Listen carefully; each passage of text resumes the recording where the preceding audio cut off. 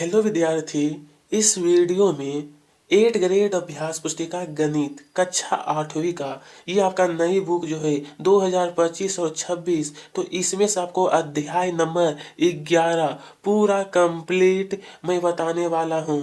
ठीक है, प्रश्न 1 से लेकर 15 तक अध्याय 11 जिसका नाम है सीधा और प्रतिलोम समानुपात। तो सबसे पहले सीधा और प्रतिलोम समानुपात इसे मैं आपको समझा देता हूं। ठीक है, तो देखिए सबसे पहले सीधा। तो सीधा का मतलब होता है कि मान लेते हैं कि अगर आप दुकान जाते तो 5 कलम खरीदते हैं तो उसका 25 रुपया देते हैं। ठीक है, तो वही अगर आप 10 कलम खरीदेंगे, अगर आप 10 कलम खरीदेंगे तो उसका क्या है, आपको 50 रुपया देना होगा। तो ये क्या हो गया, सीधा समानुपात हो गया। ठीक है, इसमें क्या है, दोनों राशि बढ़ रहा है। अगर आप कलम की संख्या में वृद्धि कर रहे हैं तो क्या है, रुपयों में वृद्धि हो रही है। लेकिन प्रतिलोम में ऐसा नहीं होता है। मान लेते हैं 8 व्यक्ति मिलकर किसी काम को 16 दिन में करता है, तो अब इसमें क्या होगा ना विद्यार्थी, 8 आदमी मिलकर 16 दिन में काम करता है। वही अगर 4 आदमी रहेगा तो उसी काम को वह 32 दिनों में करेगा। तो इसमें क्या है, एक राशि अगर बढ़ता है तो दूसरा राशि घटता है।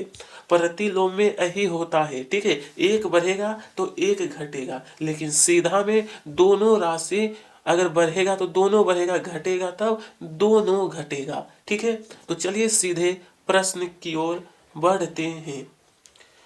ये आपको कहा है सही उत्तर चुनकर लिखिए और सामने दिए गए घेरे को भरिए।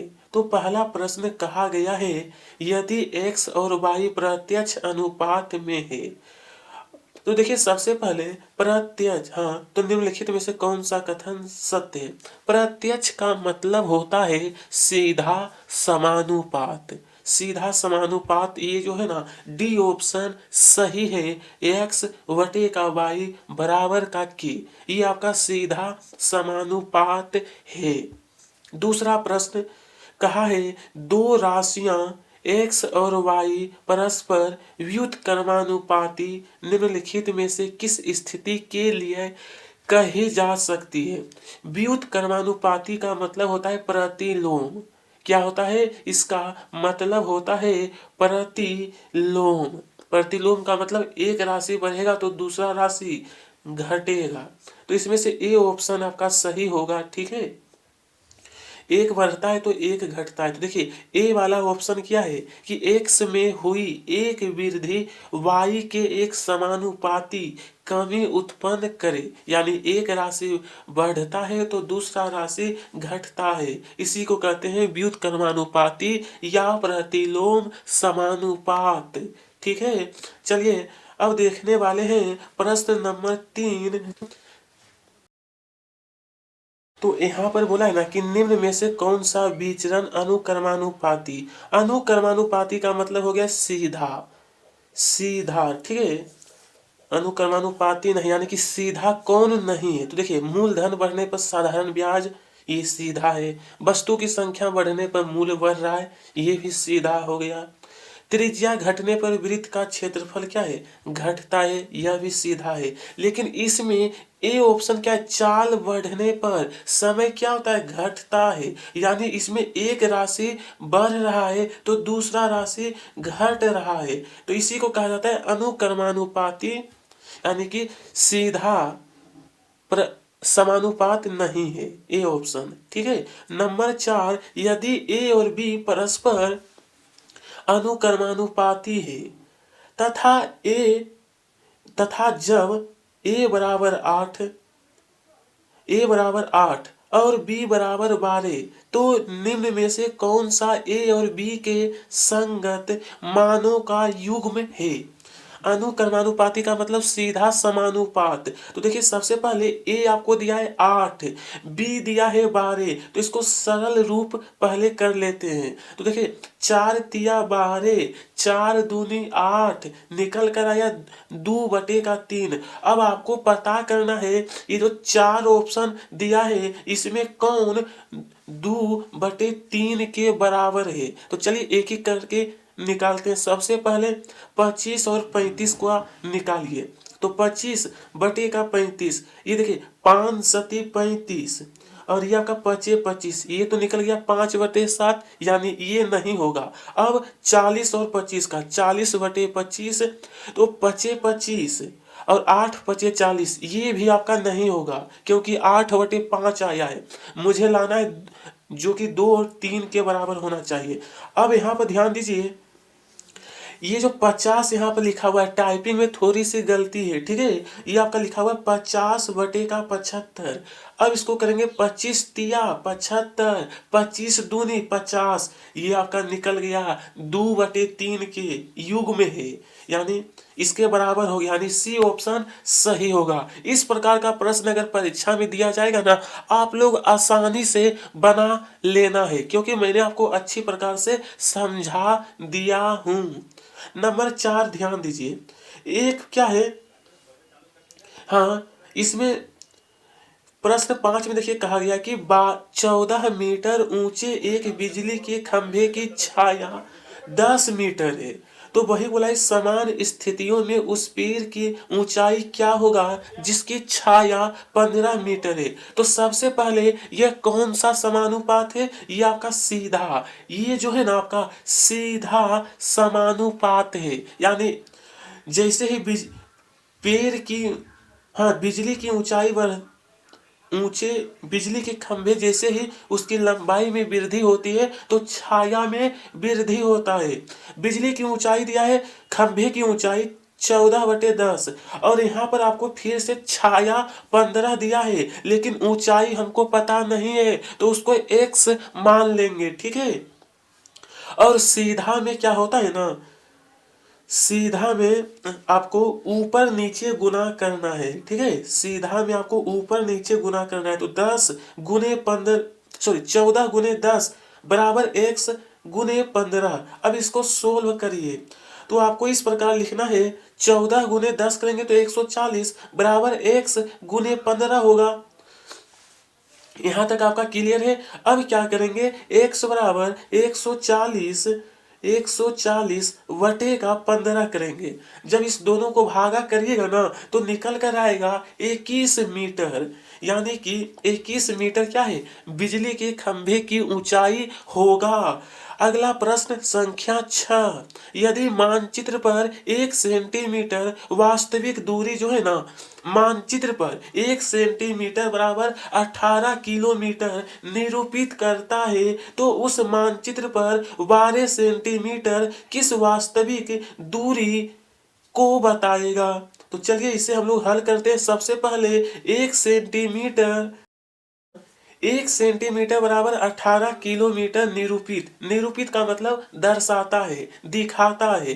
तो 12 सेंटीमीटर दूरी बराबर आपको गुना करना है 18 गुने का 12, तो आंसर आएगा 216 किलोमीटर, इसका उत्तर होगा, ठीक है। चलिए विद्यार्थी, अब हम लोग देखने वाले हैं प्रश्न संख्या 7। एक पर्यटन स्थल के निकट का पार्किंग शुल्क इस प्रकार दिया गया है। तालिका आपको दिया है, एक तरफ समय है तो इस तरफ रुपया दिया है। 2 घंटे के लिए हमें 20 रुपया, 40 घंटे के लिए 40 रुपया, 60 घंटे के लिए 60 रुपया, 8 घंटे के लिए 80 रुपया, 10 घंटे के लिए हमें 100 रुपया देना होता है। तो कहा है कार पार्किंग शुल्क पार्किंग समय से किस प्रकार के अनुपात में है। तो देखिए, एक राशि में वृद्धि हो रही है तो दूसरी राशि में वृद्धि होता है, तो उसे कहते हैं सीधा समानुपात, ठीक है। अब आपको नीचे में हल इस प्रकार से लिखना है जैसे कि मैं आपको बताने वाला हूं। तो सबसे पहले लिखना है, कार पार्किंग शुल्क पार्किंग समय से परस्पर क्या है, अनुक्रमानुपाती है। अनुक्रमानुपाती का मतलब सीधा, क्योंकि समय बढ़ने पर शुल्क भी बढ़ता जाता है, ठीक है। अनुक्रमानुपाती को ही हम लोग सीधा समानुपात कहते हैं, ठीक है। रेलगाड़ी है जो कि 85 किलोमीटर प्रति घंटा की चाल से चल रही है तो वह 12 मिनट में कितनी दूरी तय करेगा। इसको इस आपको इसके लिए क्या करना है, एक छोटा सा तालिका बनाना है, ठीक है। और यहाँ पर लिखना है दूरी, नीचे में समय, दूरी दिया है 85 किलोमीटर, समय दिया है 1 घंटा। तो उसके बाद अब आपको दूरी बताना है कि 12 मिनट में कितना दूरी तय करेगा। तो सबसे पहले मिनट मिनट जो दिया गया है ना, उसको घंटा में बदलना है। घंटा में बदलने के लिए 60 से भागा करते हैं, ठीक है। यानी 12/60 जो कि बॉक्स में लिख दिया हूं। अब हमको दूरी ज्ञात करना है, दूरी पता नहीं है इसलिए इसको x मानेंगे। तो लिखना है कि दूरी और समय में क्या है, सीधा अनुपात है। तो ये आपका हो जाएगा 85/1 x/12/60, ठीक है। अब इसको केवल हल करना है। तो देखिए इसको सीधा समानुपात में क्या होता है ना, यहाँ पर देखिए आपका x बराबर 85 × 12 होगा। यह इस सीधा समानुपात में तिर्यक गुना होता है, यानी कि तिर्यक गुना, ठीक है। तो 85 × 12/60 होगा। अब देखिए 12×5=60, 12×5=60, 5 बार में कट गया, 5 से 85, 17×5=85 होता है। यानी कि x बराबर 17 किलोमीटर, ये आपका उत्तर होगा, ठीक है। इस तरीके से आपको हल करना है, ठीक है। 17 किलोमीटर, 12 मिनट में 17 किलोमीटर दूरी तय करता है। प्रश्न क्रमांक 9। चलिए आपको ये बॉक्स भी बनाना है, ये बहुत जरूरी है, ठीक है। चलिए ये तो आपका हो गया है ना कंप्लीट। प्रश्न 9 में कहा है यदि किसी डिब्बे के लड्डुओं को 30 बच्चों में बांटा जाए तो प्रत्येक बच्चे को 5 लड्डू मिलते हैं। तो बोला है यदि बच्चे की संख्या में 5 की कमी हो जाए तो प्रत्येक बच्चे को कितने लड्डू मिलेंगे। 30 बच्चे को, हाँ, तो 5 लड्डू, और 5 में क्या हो रहा है, कमी होता है। इसका हल आपको इस प्रकार से बॉक्स बनाना है। तो एक में लिखना है कुल बच्चे और नीचे में लिखना है एक बच्चे की संख्या। कुल बच्चे 30 दिया गया है, प्रत्येक को 5-5 लड्डू मिलता है। लेकिन अब क्या हुआ, 5 में कमी आ गया तो बचा 25 बच्चे। तो 25 बच्चे को कितना लड्डू मिलेगा, तो ये तो हमको पता नहीं है। तो इसको क्या करेंगे, x मान लेंगे। उसके बाद अब लिखना है माना प्रत्येक बच्चे को x लड्डू मिलेंगे। अज्ञात राशि को हम लोग x मानते हैं। तो 30 में से 5 की कमी आपको घटा देना है। 30 में 5 बचेगा 25। यथा अब देखिए 30 × 5 करना है। ये आपका प्रतिलोम, प्रतिलोम जब ये आपका क्या कैसा है, प्रतिलोम समानुपात है। एक में वृद्धि तो दूसरे में कमी जब होता है उसे कहते हैं प्रतिलोम। और प्रतिलोम में क्या है, ऊपर नीचे गुना होता है, ठीक है। तो 30 × 5 बराबर का आपको लिखना है 25 गुने का x। उसके बाद x बराबर 30 × 5 हो जाएगा और नीचे में आपको लिखना है 25। अब बचे 25 और 5 से 30 आपका 6 बार में, 6 बचे 30, यानी इसका x बराबर कितना निकला, 6। यानी 6 लड्डू प्रत्येक बच्चे को मिलेगा, ठीक है। चलिए ये आपका पूरा हो गया ना, इसी प्रकार से आपको बनाना है। चलिए अब देखने वाले हैं प्रश्न नंबर 10, ठीक है। हाँ, 10 में कहा यदि 18 श्रमिक किसी दीवार को 45 घंटे में निर्मित कर सकते हैं तो इसी कार्य को 27 घंटे में पूरा करने के लिए कितने श्रमिकों की आवश्यकता होगी। ये आपका जो है ना प्रतिलोम समानुपात है, ठीक है, जिसे हम लोग कहते हैं व्युत।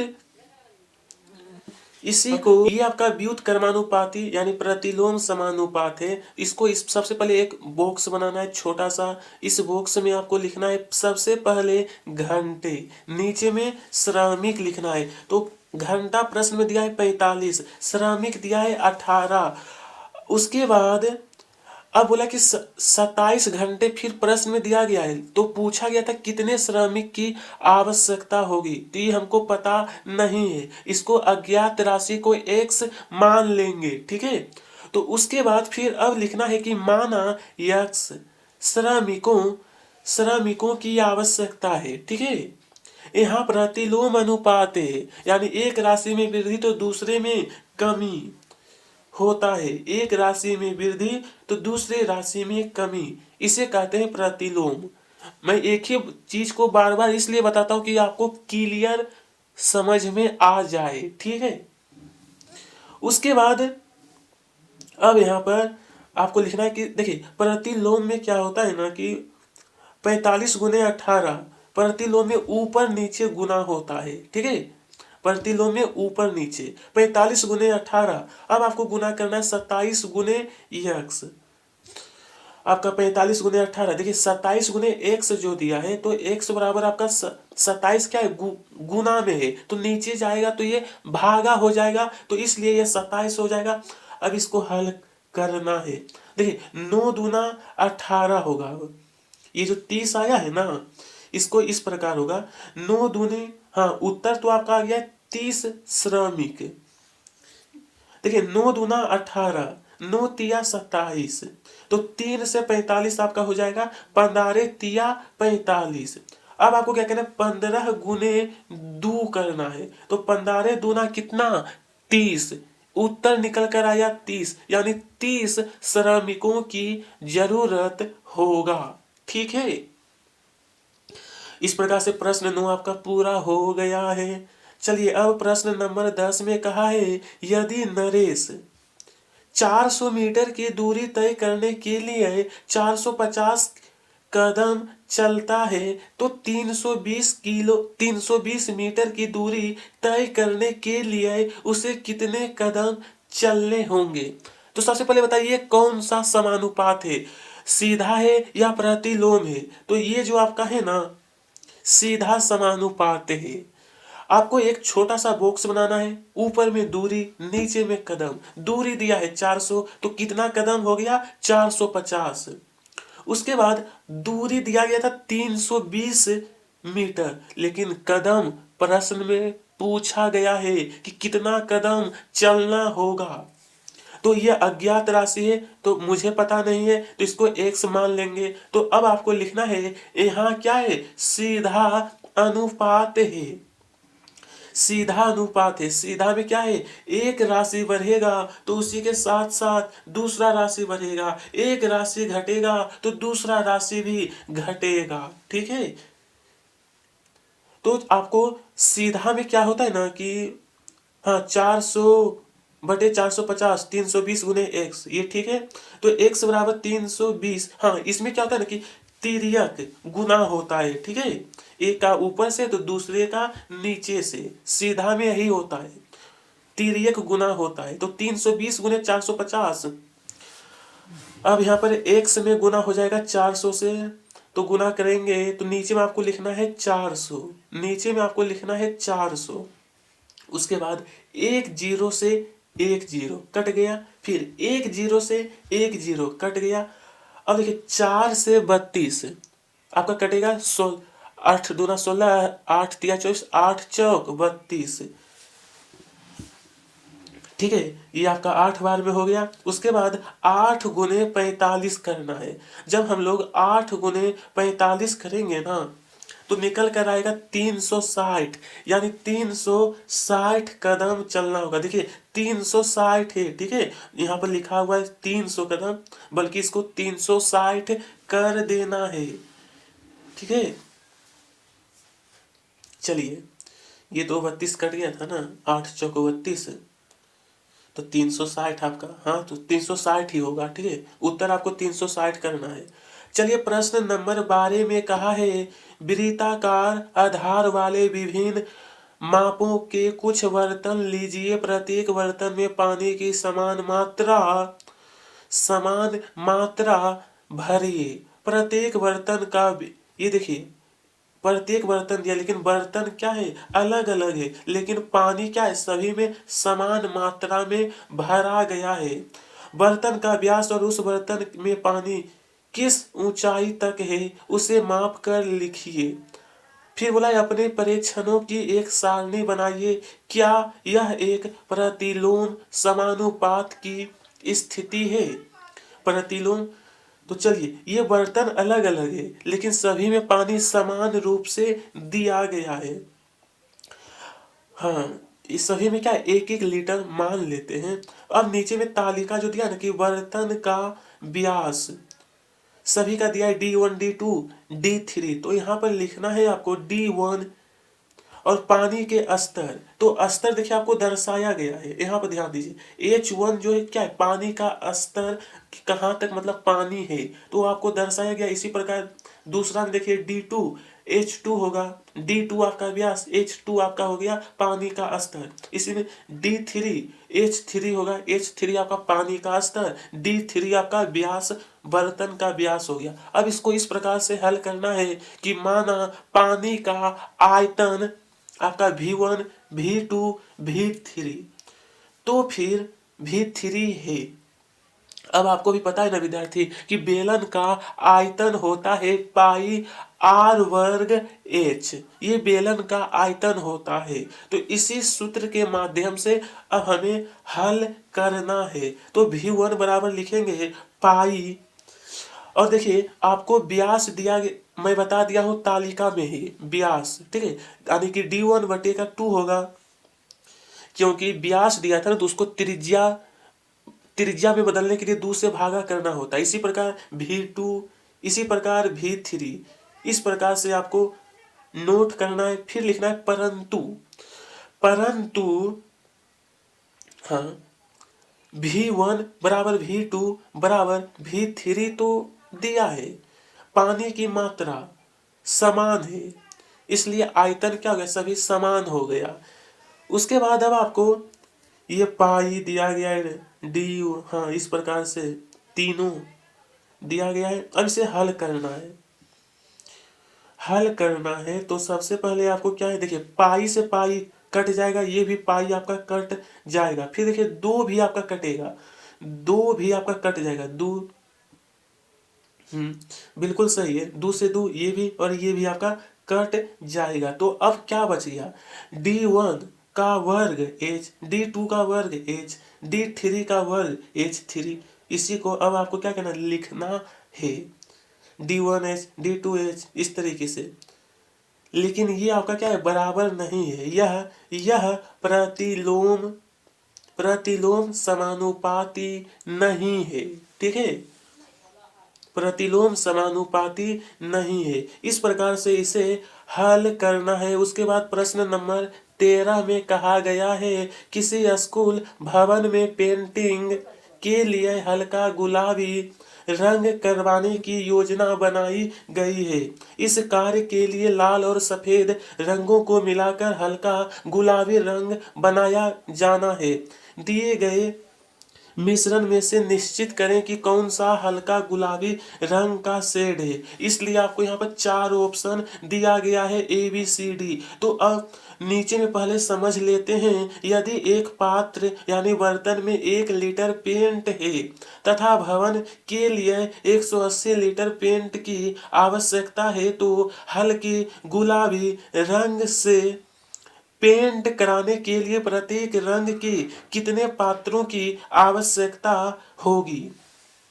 अब आपको समझना है यहाँ पर, इसलिए देखिए आपका ऑप्शन नंबर डी बिल्कुल सही होगा, क्योंकि क्योंकि हमें गुलाबी करना है। तो गुलाबी करने के लिए हल्का सा क्या होगा, हमें लाल कलर मिलाना होगा सफेद कलर में, जिससे क्या होगा, वह गुलाबी हो जाएगा, यानी कि हल्का लाल रंग मिलाना है।